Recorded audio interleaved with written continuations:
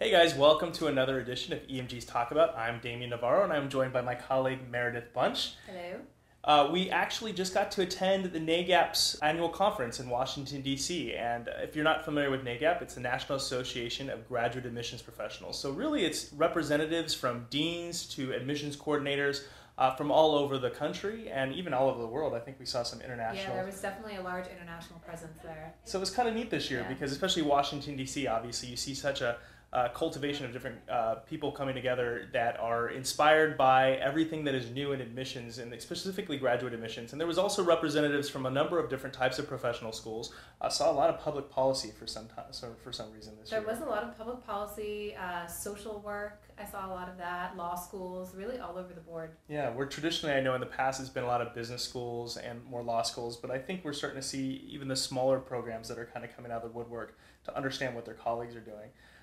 So you obviously got a lot of opportunity to speak with a number of the attendees. What are some of the common themes that you saw were kind of resonating with you this year? A lot of people were very interested in social media. I don't think that that's probably surprising to a lot of people, but everyone's really trying to wrap their heads around what to do in the social media space. I think a lot of universities and a lot of graduate schools are sort of dabbling in social media and feel that they've sort of stuck their feet in the water, but they're not sure what the next step is. And especially with the promotion that we were doing, which was scanning a QR code to win. For those of you who don't know what that is, that's really one of the little black and white codes that you probably have seen around town or on the back of a postcard or something like that. And if you scan it with your smartphone, then it opens up a web page, and we had a raffle for people to win t-shirts if they scan this to win. And people were really, really excited about that. Those who knew what it was were really excited. Those who didn't know were kind of excited to get in on the know and to sort of see what was coming up next. So. Yeah, it's kind of neat to see how I think people kind of look to us to kind of do the neat thing, right? Yeah, that they absolutely. come by and what haven't they seen before and apply that. I know that the idea was also, you know, with the scanning of the code, well, what does that mean for education? And it was funny, some of the business challenges that kind of came up where that might be applicable is I know open houses when they have 60 students that are waiting, sometimes internationally. I think one of the examples was in Brazil, where they don't even speak the native language, you know, and everybody's waiting to come and speak to them. What's a great way that while people are waiting, they can have a more engaged experience right from the bat by potentially scanning this and being sent directly to a translated page where they can read that content in their native tongue and then have suggestions for questions once they actually reach the representative from the institution. Yeah, I think that was what was really hitting with people, is that it's completely scalable. It's not something that can just go on a postcard, but it's something you can have around a fair. It's something you can have around the campus. And instead of relying on people to accurately type in a URL on their phones, they go directly to this webpage. It's creating a much easier pathway for people to get to a webpage on their phones. Absolutely. And of course, we didn't have the t-shirts to give away, so if you were at NAGAP and you want a t-shirt, please just call Bryce Wilson at EMG and he'll make sure you get one, because we have lots. Right, Bryce? Oh, yeah.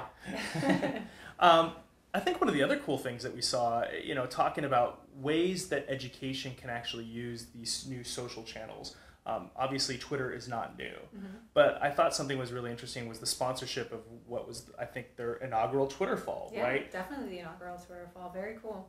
And it was something that we saw at South by Southwest that was done very well. And it was, you know, something that it seemed like a lot of people were engaged in, just simply monitoring what the conversations were by simply screening hashtags related to NAGAP that I don't think you never would have saw before. I think a lot of people, especially in that vertical, have a lot of trouble understanding how Twitter might be used.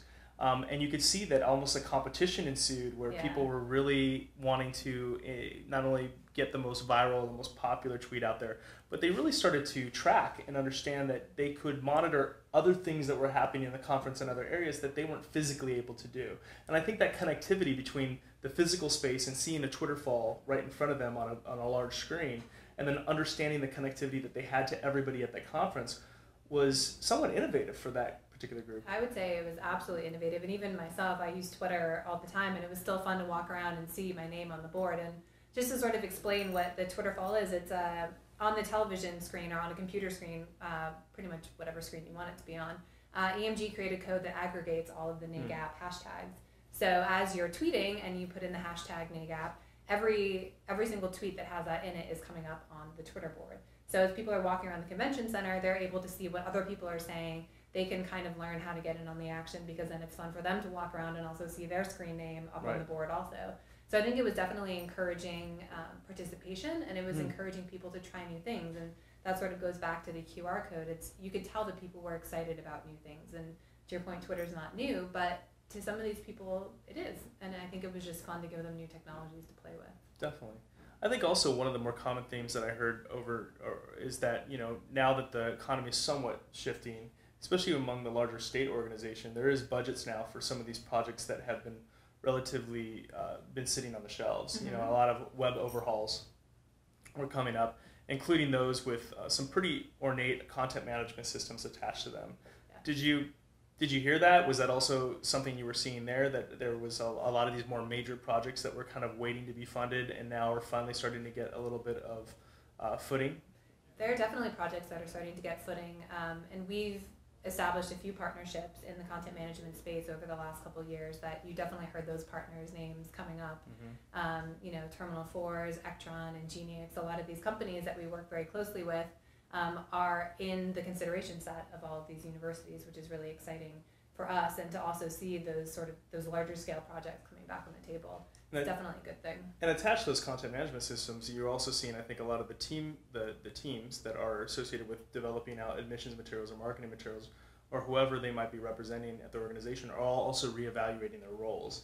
It seemed like another huge opportunity that we saw was that, this idea of reorganization or understanding different roles and responsibilities, especially relatable to developing out web content, running their social channels, is also something that is completely in flux within the educational system of who does what. I would say absolutely. I heard several people come up and say, don't tell anybody I said this, but our website stinks. And that was sort of the undercurrent, and I think a lot of people are excited about the opportunity to really make a difference. And there hasn't necessarily been that structure within their organization of this is the web marketing team or this is your responsibility. And I think there's a lot of opportunity to work with admissions people and empower them to really understand what is wrong with their website and how they can fix it in the short term and also the long term. And I think even our raffle, in which we were giving away either a website assessment or a social media assessment, is a great way to sort of kickstart that process. So it's a no kind of commitment way for them to see from a professional perspective what's not working, and take that back to their team and say, hey guys, I got this free assessment, this isn't working, maybe we can try this. Right. Pretty cool. And then I think, I know that we always like to talk about what is that one seminar, that one conversation that you had that really stood out. And I think mine was I was videotaping. So one of the things we also did for NAGAP this year was, knowing that they want to extend their reach within their particular market, was we videotaped a number of the sessions for the hope to helping them kind of build this knowledge center of their own content. And as I was doing that, one of the really powerful sessions that I got to go to was actually using social channels to market to students in China and India. And many institutions, of course, have had to fill in the gaps from their funding with international students, because they are required, of course, to pay in lump sums and usually cash in many times.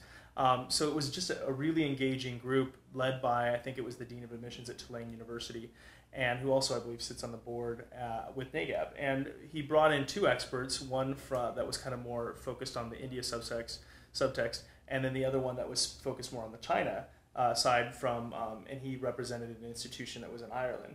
And it was very interesting to see the different ways that both groups use social channels in some way, and who the influencers were, and what type of content and where you should engage. Yeah. But I know that the international marketplace is wide open for many traditional institutions to start reaching out to. So I think there's some great feedback that we can definitely learn, and hopefully we'll be seeing that webinar posted soon. Yeah, I think that also ties into another theme that we're really excited about, is mobile, and particularly in countries like India and China and just throughout the world. But those countries, especially, not everybody has a desktop, but everybody has a mobile phone. Desktops are expensive, mobile phones cost $50. So throughout the globe, I think, especially as people are trying to recruit more international students, being in that mobile space and thinking ahead of the curve and how to reach people on their own personal computer instead of literally on their own personal computer on the desk is going to be really key to success in those marketplaces. So that's exciting. Yeah, no, I think it's just exciting overall just to see such a more traditional vertical starting to really understand the not only the confines, but also the reach that technology can provide when looking for new students and engaging with them. Absolutely. Very cool. So that's pretty much it. Hopefully that's a little bit of an insight from NAGAP's conference in 2011 in Washington, D.C. Don't forget that you can always find out more information and other talkabouts on our website at www.visitemg.com, and check out the Knowledge Center for some really neat, fun stuff. Thanks again, guys. We'll see you in Austin next year. Oh yes, Austin. Absolutely.